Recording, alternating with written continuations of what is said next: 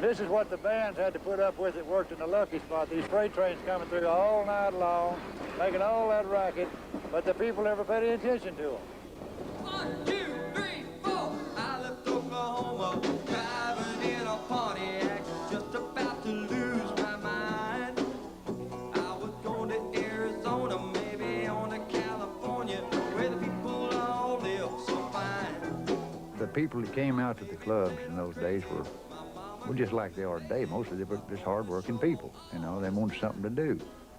And they'd come out and just come out and have a good time, what we was doing. They were all looking for a good time, and the bands tried to furnish that for them. Back in those days, there were 5 or 6 clubs, country clubs, that strictly country music was going then. And they had 4, and some of them had 5-piece bands, a bunch of musicians in town. And everybody was working. It was hard to get somebody to fill in if you wanted a night off, really, because everybody was working 5, 6, and 7 nights a week. We tried to play like Chuck Berry. We tried to play like Elvis. We tried to play like Bing Crosby. We tried to play like whoever was that had music on the radio. And there were people like Bill Woods, who seemed like he was first. He's the first I remember being down there in those clubs. But the Bakersfield sound, solely on its own, was, I think, probably nationally recognized through Tommy Collins and Gene Shepard and Wynn Stewart and Ferdinand Husky. There were probably other ones that I'm forgetting, but I think they were the ones that did the best with it. The Maddox Brothers and Rose were certainly taking it to a national level. They were big stars on the West Coast, and Fred Maddox was the bass player, and they had a little guitar player named Roy Nichols. He was a couple of years older than me then, and I idolized him. He was the first guy I ever idolized as a kid. He was my first hero. He was 16 years old working with the Maddox Brothers and Rose, and I was 14 playing guitar, and that's what I wanted to do. So, I mean, Roy Nichols was, why, hell, he didn't even have to go to school. He was playing guitar.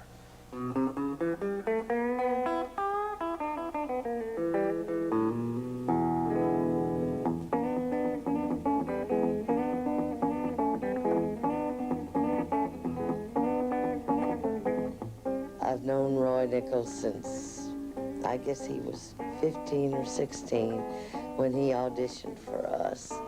In Modesto, we was looking for a lead guitar player, and out of all of them that auditioned for us, Roy was the best one, and still is. I knew a lot of the Bakersfield musicians.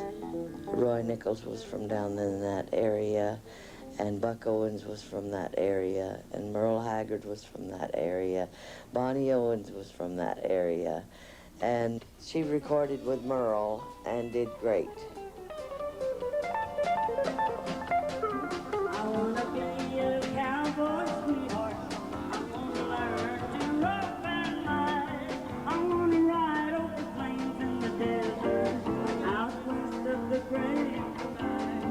Bonnie Owens is one of the sweetest people I've ever met in my life, and she idolizes me. She gets up right on stage in front of thousands upon thousands of people and tells them that I am her hero, and that I am every other girl's hero that ever wanted to become a singer in their lives. I never even knew Bonnie Owens sang. I got in this little old band called Mac and the Skittle Lickers, and I don't know how I got in that. And it's the first real little band I was ever in. And Bonnie and I were a girlfriend and boyfriend at that time. And all of a sudden, one day at one of the rehearsals, Bonnie was there, and I said, "Well, hi, Bonnie. What you doing here?" And she said, "Well, I'm one of the singers." And I didn't even know she sang. Well, you always find a way to hurt my pride. Red Simpson, one of the most prolific songwriters, word writer, ideal guy that I ever met. He and I must have written 35 or 40 songs together, of which I recorded most of those. And if you try and break my heart, you don't have very far to go. We used to call him Suitcase Simpson. He called himself Suitcase Simpson. He was, because he carried his songs around in an old suitcase. He always had a suitcase full of them. And the usual thing, the way we wrote, was he'd have an idea or he'd have something started, and then I'd either finish it up or he and I'd get together and finish it up. And a very generous, kind man, Red Simpson. As you're turning down the flame of love too low, and if you're trying to break my heart, you don't have very far to go.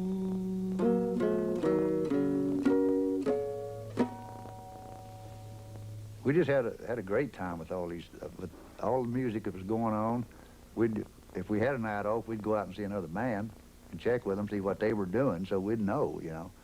And all the club owners were a pretty nice bunch of folks those days.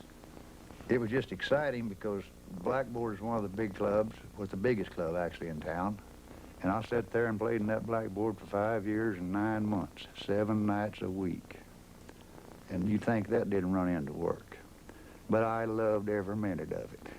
We'd have live radio shows out there, guest stars, big names, you know, back in those days. If anybody got booked in there, it was almost as good as going to the Grand Ole Opera in Nashville, Tennessee. This is the truth if I ever told it in my life. And just to show you, it's something that happened. Joe Maphis and Rosalie played at the Blackboard. You go in the Blackboard, I mean, it's so crowded. And the smoke, you can't even fan it with your hands, you know. And so Joe Maphis and Rosalie played there that one night. And on the way back to Los Angeles, Joe wrote the song, dim lights, thick smoke, and loud, loud music is the only kind of life you'll ever understand. Dim lights, thick smoke, and loud, loud music, you'll never make a wife to a home-loving man. I remember after the boys and I split up, Cal and I was in there one night, and I started singing this Johnny Horton song called "And He Fought All the Way, Johnny Reb, Johnny Reb, fought all the way, Johnny Reb." And there was a fight started back at the front, and while I was singing that, "They fought all the way, Johnny Reb," that fight just went down the Blackboard, right straight in front of the stage and all the way through. There was fights. There was a few fights, but I don't remember. I never did remember people that would talk about the Blackboard who had never been there, who were just telling stories. It would seem to me like they was talking about a different place, because maybe it just there might have been a fight, one fight a week, you know. But to hear people, local people, talk about it, you would think that it was such a den of iniquity that it was not safe to enter into the doors. There was lots of nice people came there.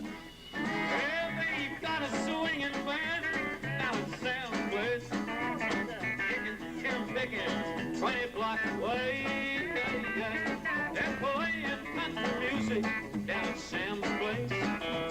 Round the setting sun till the break of day. The one thing the Blackboard did for me, it was the first time I ever had a job in music where I could make a living and pursue my trade. It allowed me to perfect my trade, to learn my trade, what people liked, what they didn't like, and it also enabled me to pay my bills, and I'll forever be grateful for that. You know, Those places were the epitome of the redneck honky tonk. If the eyes catch a fire, there ain't no water around. If the house catch a fire, there ain't no water around. But my trunk out the window,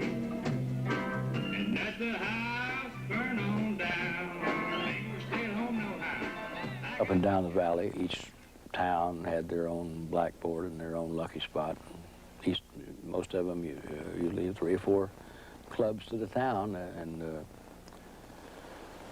and they were all much alike. And had you been Hank Williams in 1950 and you came to California, you would have been on tour, and you would have played the Saturday night dance halls, and you would have also played the blackboard in Bakersfield, and you would have played the Hitching Post in a place called the Sad Sack. Those 4 nightclubs were in business when I started.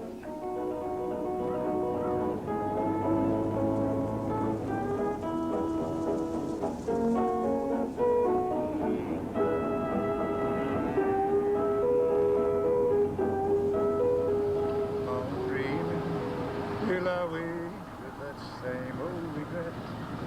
How long I knew I'd lose you. Till I prayed that you'd be true in your heart. I think your appearance on the stage is about 50% of your show. The Maddox Brothers and Rose proved that. They always dressed with those loud Western clothes, and they were called America's most colorful hillbilly band. That was their logo they had. Why did they call us the most colorful hillbilly band in America? Because of the colorful costumes that we wore, and we all dressed alike, and it was a gorgeous sight to behold. It really was. I mean, it was awesome. You'd see us walk in, and your mouth would just fall open. My God, what is it, you know? And because of that, and the fact that we always put on a show along with the antics and stuff that we did on stage, there was something always going on. I mean, it just wasn't up there picking and singing. It was something going on continuously.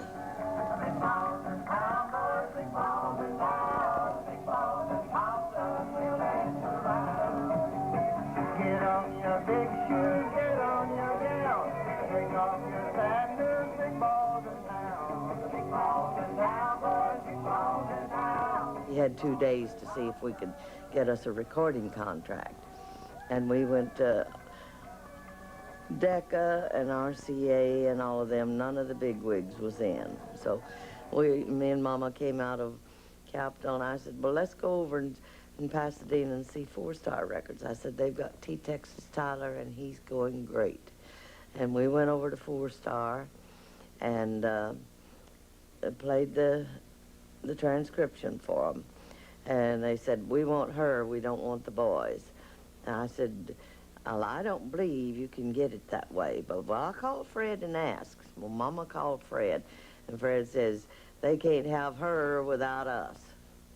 So they took the whole group.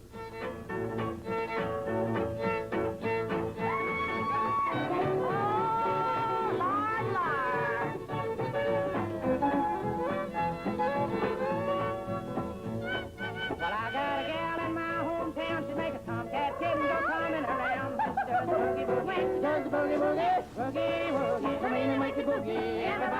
that boogie woogie now. Molly!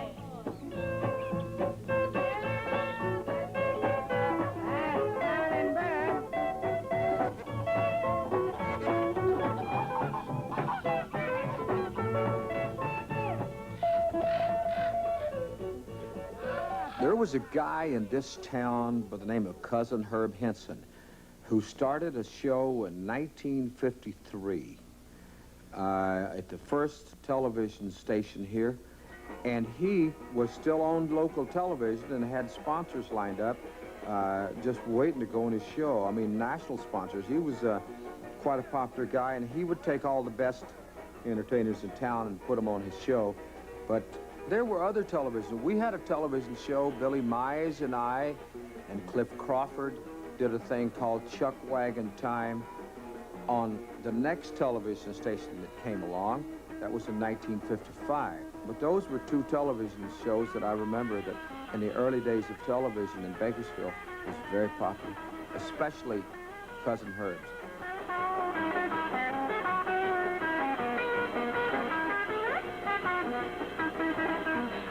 My TV thing really got started when a couple of guys from Oklahoma City named the Mathis brothers came to see me about doing a television show that they were going to syndicate. And we did that. It was called the Buck Owens Ranch Show. Now here's the star of the show, Buck Owens. Together again. My tears have stopped falling. The long, lonely nights are now at an end. The key to my heart you hold in your hand, and nothing else matters now. We're together again.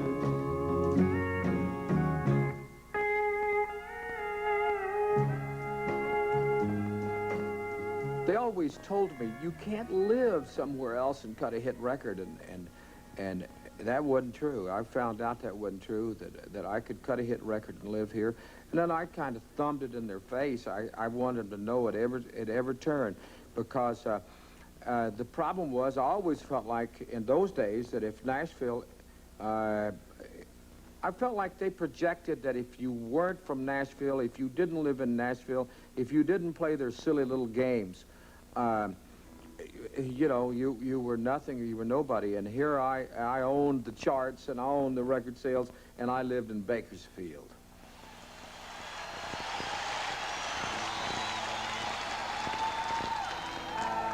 Oh, I'll never swim Kern River again. It was there that I met her. It was there that I lost my best friend. Now I live in the mountains. I drifted up here with the wind. And I may drown in still water, but I'll never swim Kern River again. I was sitting at a truck stop in Bakersfield in my hometown, and it was just starting to break daylight. And there was a truck stop that I used to go into when I was a kid on the way to up the Kern to go fishing. You know, I'd get off work at the Lucky Spot playing music at 2 o'clock, and I'd go down to this truck stop and drank coffee till just about daylight, and I'd head up that river. It was about a half-hour driving if you drove like a maniac. And I'd go up there and fish till about 10 o'clock, and then I'd come home and go to bed, get up at 4 and go make the Herb show, and, you know, that was my routine. But so I was sitting there in this same old truck stop years after the fact, and I thought, God damn, I wonder if I'll ever get to fish old Kern River again. Now I live in the mountains. I drifted up here with the wind. And I may drown in still water, but I'll never swim Kern River again.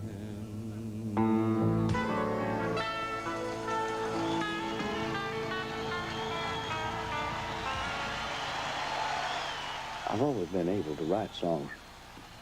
Not always, but after many years of trying, I got to where I could write songs pretty easy. And if a subject just blew me away, or you know, a lot of people get confused with lines and subjects. You know, there's lines and then there's subjects, and then there's lines that describe whole subjects. But if a theme comes to me, I can write it. A canvas covered cabin in a crowded labor camp, stand out in this memory I revive. 'Cause my daddy raised a family there with two hard-working hands and tried to feed my mama's hungry eyes. I wish there was some secret. I know people who ask me, how do you write a song like Mama's Hungry Eyes? And they really want to know, don't they? People really want you to tell them how to write a song like that. I don't know. I can tell you that I had a lot of years of experience as a writer. I'd written songs that had been played before. I'd had #1 country songs before that. And I did a lot of studying about it. A lot of years of research as to, you know, how people wrote songs. But I do not know how you write that. It comes quickly, and if you have the experience to grab it and put it down on paper, and the understanding, the memory to remember what your melody was at the time, and it's a real crucial, nervous, excited. It's almost like giving birth to a child. Mama never had the luxury she wanted, but it wasn't 'cause my daddy, he didn't try. She only wanted things she really needed. And I still feel like that there's one song I haven't written. I don't know what it is, but I still feel that way. I think probably as long as I feel that way, there'll maybe be another song. Oh, I still recall my mama's hungry eyes.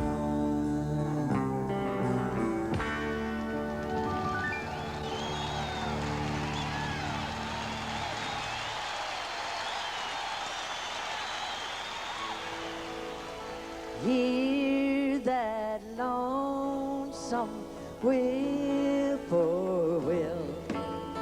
He sounds too blue to fly. The midnight train is winding low. I'm so lonesome I could cry. I got an education that few people ever get the opportunity of getting, and that's of traveling and doing things. And it's an education you can't get in school. It's a living education. It just thrills me so. If I can do what I'm doing, and people love it, and they're standing there with their mouths open, and there ain't nothing like that. That gets me.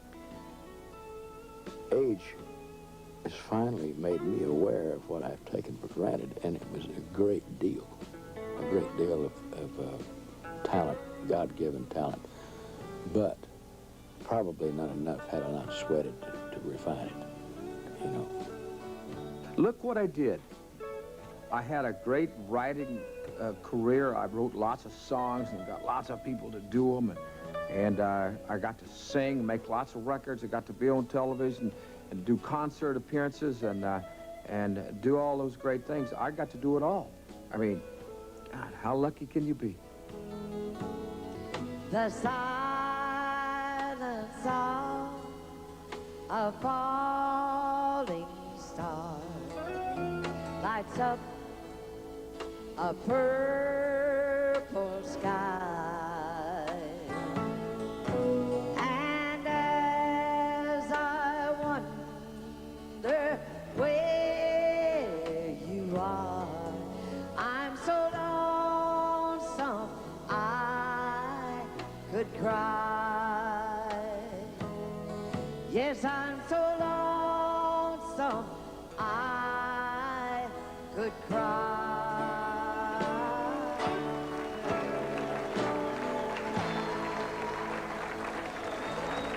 Thank you.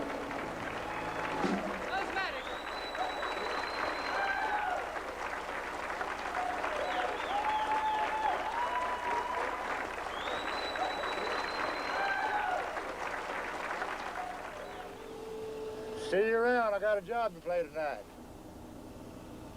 When you live in the country, everybody is your neighbor. On this one thing you can rely. They'll all come to see you and never, never grieve you, saying, y'all come to see us by and by. Y'all come, oh, you all come see us when you can. Y'all come, oh, you all come to see us now and then. I came here looking for something I couldn't find anywhere else. But I don't want to be nobody, just want a chance to be myself. I've done 1,000 miles of thumbing. Yes, I've worn blisters on my heels, trying to find me something better on the streets of Bakersfield.